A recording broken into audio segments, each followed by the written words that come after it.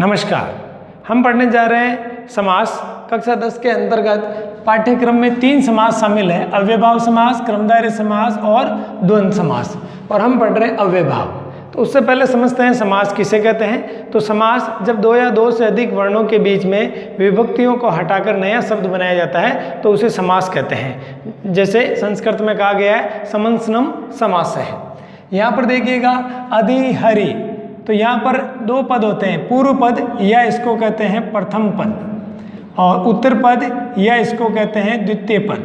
तो प्रथम और द्वितीय पद है और इनसे मिलकर के ये बनाए समास। और फिर इसका विग्रह किया तो अव्ययभाव के अंदर विग्रह जो किया जाता है उसका नियम है कि जो पूर्व पद है वो द्वितीय पद के स्थान पर चला जाएगा और जो द्वितीय पद है वो पूर्व पद के स्थान पर चला जाएगा। फिर अधि शब्द है तो उसका इति हो जाएगा और जो मूल शब्द है पद है, मूल पद है वो जैसा उसका अर्थ होगा उस अर्थ में बनेगा। जैसे हरौ इति, हरि में इस प्रकार, हरि में संसार है इस प्रकार, तो यहाँ पर सप्तमी विभक्ति कर दी है इसने हरौ इति। तो पहला इसका नियम है कि पूर्व पद प्रधान होता है इसका, अर्थात जो पूर्व पद होता है वो उपसर्ग निपात अव्यय आदि होते हैं। तो उपसर्ग और निपात पहला पद होता है और जब उसको हटा दें तो शेष वाक्य की कोई महत्ता नहीं रहती है, इसलिए इसको कहते हैं पूर्व पद प्रधान होता है।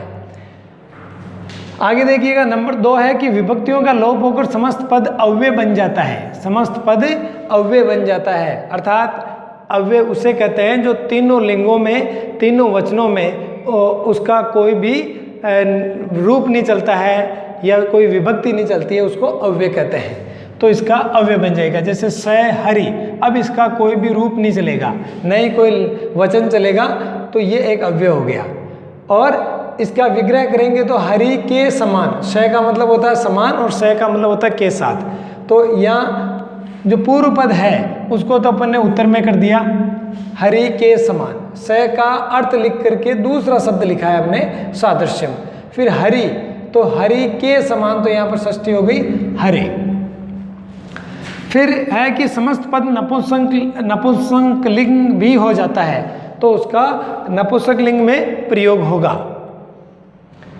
देखिएगा पहचान है कि पूर्व पद में उपसर्गों का प्रयोग होता है। ये पूर्व पद, ये देखिएगा पहचान लिखिए, अधि, उप, स या स, सु, दुर, निर, अति, अनु, प्रति, आ आदि 22 उपसर्ग होते हैं संस्कृत में और वो 22 उपसर्ग इसके प्रारंभ में आते हैं। और वैसे उपसर्गों के साथ यहाँ पर निपात जैसे च, वा, ई आदि इनका प्रयोग हो सकता है। अपने कक्षा 10 के पाठ्यक्रम में उपसर्गों वाले उदाहरण ही आते हैं। दूसरा देखिएगा, हमने कहा कि इसमें विभक्तियों का लोप होता है, लेकिन यहाँ एक अपवाद है कि आ जयपुरम, तो इसका जो विग्रह बनेगा वो विकल्प से बनता है। आ जयपुरम भी हो सकता है और आ जयपुरात पंचमी विभक्ति भी यहाँ पर हो सकती है। तो विभक्ति यहाँ पर हटी नहीं है, आ जयपुरात पंचमी विभक्ति है तो पंचमी के साथ ही समास बन सकता है। मतलब कहीं पर विभक्तियों का बिना लोप किए ही समास बन सकता है। फिर देखिएगा सबसे महत्वपूर्ण इसकी पहचान जो है वो है कि उत्तर पद के अंत में जो परिवर्तन होते हैं वो इस प्रकार से परिवर्तन होता है। आ होता है अर्थात आकार अगर दीर्घ स्थिति में है अर्थात आ है तो आ का पहले ए बनता है और फिर नपुंसक लिंग बनाने के लिए इसमें मैं जुड़ जाता है तो अम जुड़ जाता है। जैसे देखिएगा गंगा, ये मूल शब्द था गंगा, क्या था गंगा, और गंगा में आ था और उस आ का इसने बनाया उपगंगम, तो ये बना गंगाया समीपम। क्या बना? गंगाया समीपम। फिर देखिएगा अगर ई है तो उसका ई बन जाता है, छोटी ई हो जाता है। जैसे नदी शब्द है तो उसका मूल शब्द होता है नदी, बड़ी की मात्रा, और जब बनाएंगे तो उपनदी या फिर इसका उपनदम भी बना सकते हैं। उपनदम, ई हट जाएगा और फिर उसमें अम जुड़ जाएगा, उपनदम या उपनदी। तो फिर इसका अर्थ क्या होता है, उपनदी का जो दूसरा अर्थ होता है बोलचाल में वही समास होता है। तो उपनदी का मतलब नदी के समीप, तो फिर उप यानी समीप होता है, तो इसका तो लिख दिया समीप। फिर जो नदी है, नदी के समीप, षष्ठी का भाव आ रहा है, तो यहाँ नद्या, षष्ठी विभक्ति कर दी हमने, नद्या समीपम। फिर देखिएगा अगर दीर्घ ऊ है तो यहाँ पर ऊ बड़ा ऊ है तो उसका छोटा ऊ हो जाएगा। जैसे देखिएगा वधु, वधु मूल शब्द वधु होता है, दीर्घ ऊ होता है वधु में, ये होता है। तो इसको जब बनाएंगे तब उसमें छोटा ऊ ही लिखा जाएगा, बड़ा ऊ नहीं लिखा जाएगा। उप वधु, और उसका अगर विग्रह करेंगे तो वधु के समीप, तो उप का अर्थ होता है समीप, तो समीप लिख दिया आगे, प्रथम को कर दिया द्वितीय स्थान पे, और जो द्वितीय स्थान पे था उसको कर देंगे प्रथम स्थान पे। तो यहाँ देखिएगा वधु की षष्ठी होती है वधुआ, वधु के समीप, इसका अर्थ हुआ वधु के समीप, और इसका भी अर्थ हो जाएगा वधु के समीप। फिर देखिएगा तीसरा इसका नियम है, संख्यावाची शब्द के साथ अगर किसी नदी का नाम का प्रयोग हो या किसी नदी, केवल नदी शब्द हो या नदी का नाम का प्रयोग भी हो सकता है। जैसे पंचनदम, तो 5 नदियों का समाहार, पंचनदम 5 नदियों का समाहार, या उप यमुनम, उपगंगम, सॉरी पंच यमुनम, 5 यमुनों का समाहार, ऐसे भी हो सकता है। फिर देखिएगा संख्यावाची शब्द के बाद में अगर किसी विद्या को बताने वाला कोई वंश हो, मतलब साहित्य, संस्कृत साहित्य में कोई वंश हो, जैसे त्रिमुनि, तो त्रिमुनि जो होते हैं कात्यायनी, पाणिनि और पतंजलि, इनको त्रिमुनि कहते हैं संस्कृत साहित्य में। तो उनके हिसाब, उनके लिए अगर ये शब्द है तो वो शब्द विकल्प से 2 प्रकार से बन सकता है। तो ये था त्रय मुनि, तो त्रय मुनि का बना एक तो त्रय मुनि 3 मुनि, और एक बनेगा त्रिमुनि। तो इस प्रकार से 2 प्रकार से बन सकता है। अब हम समझते हैं उदाहरण सहित। देखिएगा अव्ययभाव की पहचान क्या होती है, तो अव्ययभाव की पहचान होती है, सबसे पहले उपसर्ग आएंगे, निपात भी आ सकते हैं, लेकिन आपके लिए मुख्य है उपसर्ग। पहले उपसर्ग, फिर शब्द, और फिर शब्द के अंत में अधिकांशतः अम आए या ई या उ, छोटा ई और छोटा उ आए तो वो अव्ययभाव समास होता है। अब देखिएगा अव्ययभाव समास कैसे होता है। इति, इति शब्द के कारण भी अव्ययभाव समास होता है। इति, उप, सु, दुर, निर, अति आदि ये शब्द लिखे हुए हैं, इनके योग में अव्ययभाव समास होता है। तो देखिएगा इति का क्या अर्थ होता है। इति प्रथमा विभक्ति के अर्थ में प्रयोग होता है इति का, और एक इति का होता है प्रकाशित होने के अर्थ में भी इति का प्रयोग होता है। तो देखिएगा गोपी इति, तो क्या बनेगा, हमने पढ़ा था कि प्रथम पद को द्वितीय पद में, द्वितीय पद को प्रथम पद में लिखेंगे, उसके स्थान पर लिखेंगे। तो गोपी को लिख दिया अपन ने गोपी, फिर इसका ई हटाया और इसमें अम जोड़ दिया, तो गोपम, क्या बना, गोपम। और इति का क्या लिख रहे हैं, इति का हमें अधि ही लिखना है। इति का अर्थ क्या होता है, अधि, तो ये बन गया गोपी इति अधि गोपम। फिर देखिएगा अग्नि समीपम, अग्नि के समीप, और दूसरा अर्थ है उपाग्नि, तो उसका अर्थ भी हुआ अग्नि के समीप। तो इस प्रथम पद को द्वितीय पद के स्थान पर रख दिया, और इसमें फिर उसके बाद में समीपम का अर्थ लिख दिया उप, और जोड़ के लिख दिया उपाग्नि। फिर देखिएगा मद्राणाम समृद्धि, तो इसका अर्थ क्या हुआ, समृद्धि का मतलब सु का मतलब होता है समृद्धि, और सु से बनता है फिर स, तो समुद्रम, समुद्रम की व्याख्या हुई मद्राणाम समृद्धि, और उससे बना फिर समुद्रम। फिर देखिएगा यवानाम वृद्धि, तो यहाँ यवन शब्द को आगे लिख दिया, इसमें अम जोड़ दिया यवनम, और वृद्धि का दूसरा अर्थ लिख दिया अपन ने दुर, तो दुर यवनम।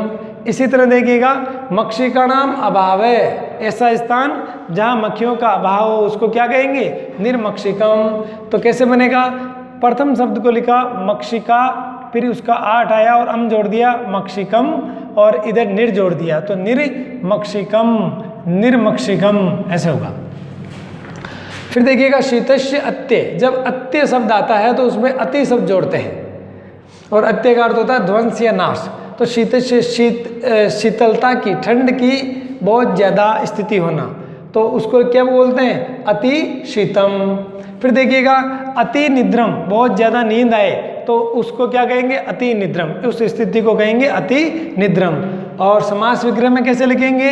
निद्रा संप्रति न युज्यते, नींद संप्रति अब नए प्रयोग की जाती है, मतलब इतनी नींद जो अब प्रयोग नहीं की जा सकती, अर्थात बहुत ज़्यादा नींद, तो उसको दूसरे रूप में लिखा है इसने, तो निद्रा संप्रति न युज्यते।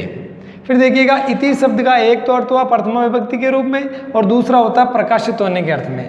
हरि शब्द से प्रकाश है, अगर ऐसा आता है तब तो अपन करेंगे हरि को प्रथम शब्द को अंत में लिख देंगे और प्रकाश शब्द आते ही हम इति लिख देंगे, दोनों को जोड़ देंगे, बीच में कोई भी विभक्ति नहीं लिखेंगे, हो गया। और जब ये शब्द आ गया समास पद, तब प्रथम पद को पहले लिखेंगे, फिर उसका हिंदी अर्थ करेंगे और जो अर्थ बैठता है वो विभक्ति करेंगे। तो हरि शब्द से प्रकाश है, तो हरि शब्द का प्रकाश, इनका थोड़ा अभ्यास करना पड़ेगा तब ये समझ में आएगा कि समास कैसे बनता है। फिर देखिएगा अनु गुरु, गुरु के पीछे पीछे या गुरु के बाद में, तो उसको कैसे लिख सकते हैं दूसरे रूप में? तो गुरो पश्चात, तो जो गुरु शब्द है उसको पहले लिखेंगे, फिर गुरु के बाद में, तो के कारण यहाँ पर षष्ठी विभक्ति की, और गुरो पश्चात अनु गुरु।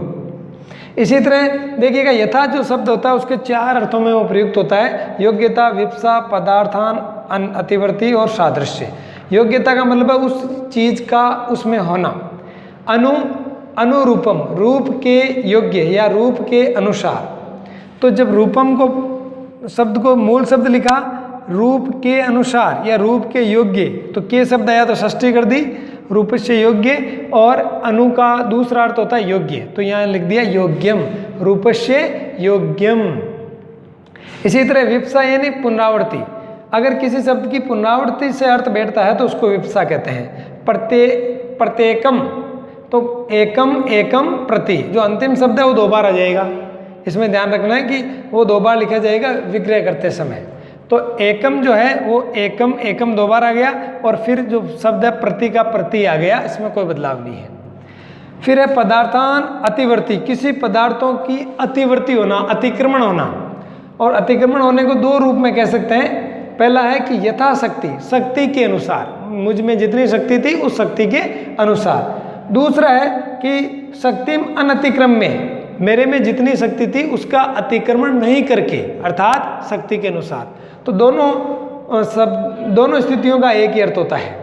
तो कैसे लिखेंगे? जब भी यथा शब्द आएगा अनतिक्रम में लिखेंगे, और जो इधर जो शक्ति शब्द बाद में लिखा गया उसको पहले लिख देंगे, शक्ति में मूल शब्द यही है, और फिर उसके बाद में अनतिक्रम में लिख देंगे।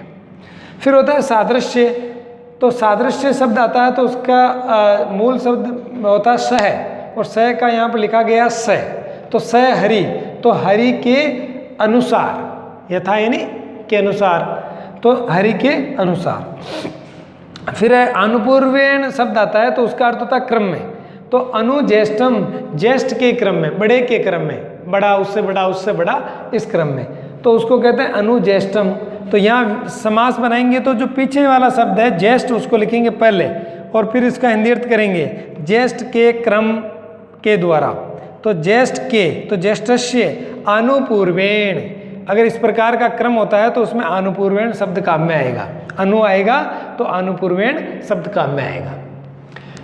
फिर देखिएगा युगपत शब्द के कारण, युगपत यानी भी स होता है, स का भी स बचता है, और युगपत का अर्थ भी के साथ होता है। तो यहाँ पर देखिएगा स चक्रम, तो पहले चक्र शब्द को, मूल शब्द को लिखा, फिर उस स के साथ या युगपत के साथ तृतीया विभक्ति आती है तो तृतीया कर दी और फिर युगपत लिख दिया, तो चक्रेण युगपत, स चक्रम, अव्ययभाव समास। फिर अव्ययभाव समास की देखिए कि पहचान, स आ गया, उपसर्ग आ गया, अंत में मैं आ गया, तो अव्ययभाव हो गया। और विग्रह कैसे करेंगे? तो देखिएगा स क्षत्रम, तो क्षत्र शब्द मूल क्षत्र, क्षत्र की षष्ठी, क्यों?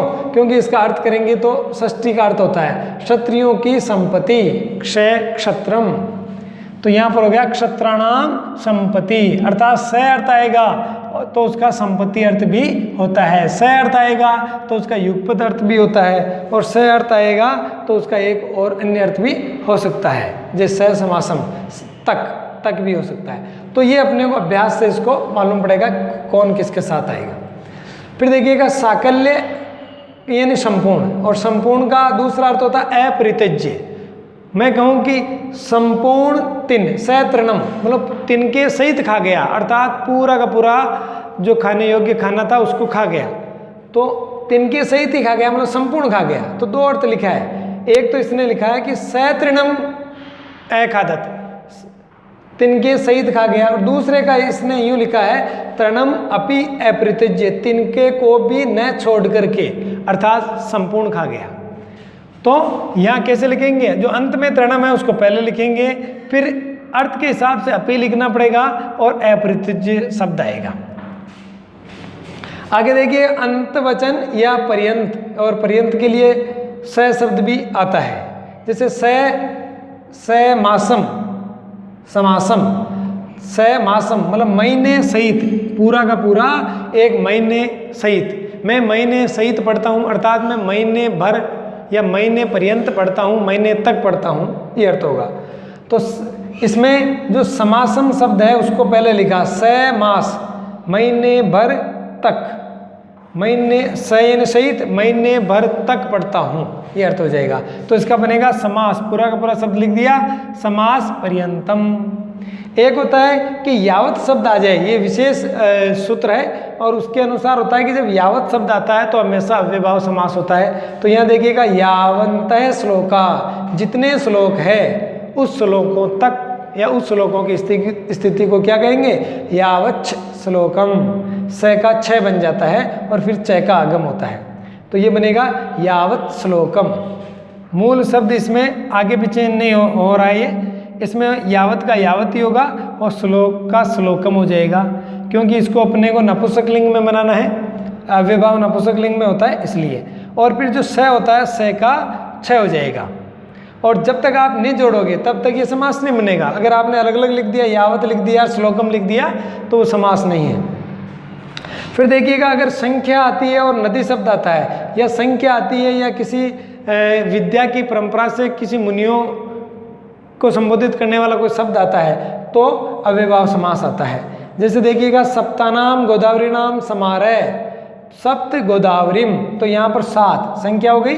और फिर यहाँ पर नदी जो शब्द है वो नदी शब्द देखिएगा, गोदावरी एक नदी है, तो क्या करेंगे, गोदावरी बड़ी री थी तो इसका आपने इस बड़ी री को हटाई दिया और उसमें मूल शब्द गोदावर लिख करके अम जोड़ दिया इसमें, और फिर इसमें सप्त, तो सप्त गोदावरम ऐसे होगा।